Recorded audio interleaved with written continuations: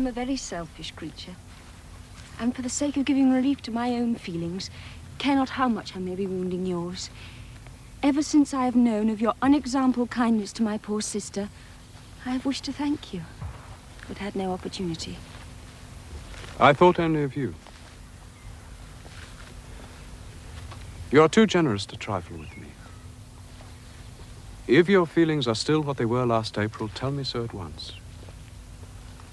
My affections and wishes are unchanged, but one word from you will silence me on the subject forever. Mr. Darcy, since last April, my sentiments have undergone so material a change as to make me receive your present assurances with gratitude and pleasure.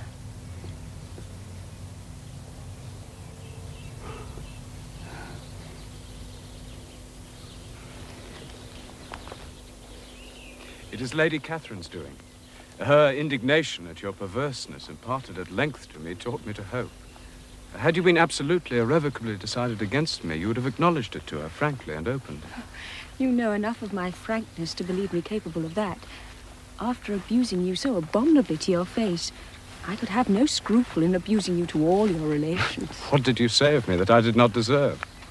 Your reproof, so well applied, I shall never forget. Had you behaved in a more gentlemanlike manner... Oh, do not repeat it. You have destroyed the letter. It might justly make you hate me. It shall be burnt.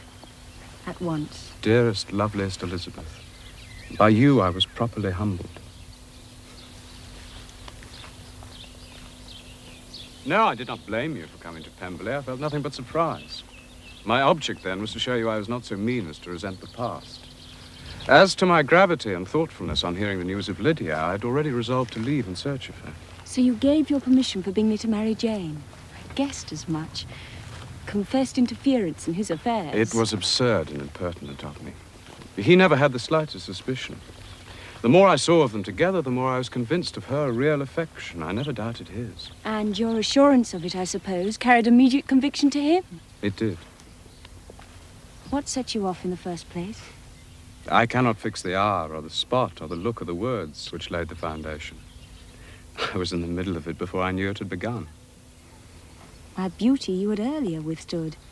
As for my manners, did you admire my impertinence? You were sick of civility, I dare say, of deference, of officious attention. I aroused and interested you because I was so unlike the rest. I did not want your approbation. There, I have saved you the trouble of accounting for it. And all things considered, I begin to think it perfectly reasonable. To be sure, you know no actual good of me.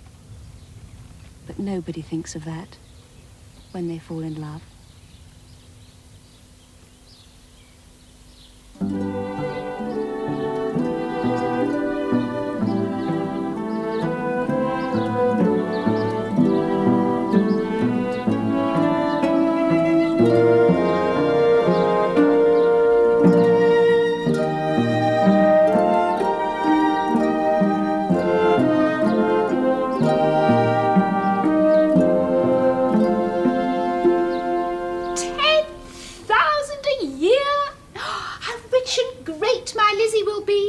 What pin money, what jewels, what carriages she will have. I hope Mr. Darcy will overlook my having disliked him so much. 3 daughters married, I shall go distracted. Mr. Darcy, what an uproar there will be. But for what do we live but to make sport for our neighbours and laugh at them in our turn? Mrs. Bennet, if any young men come for Kitty or Mary, send them in, for I am quite at leisure.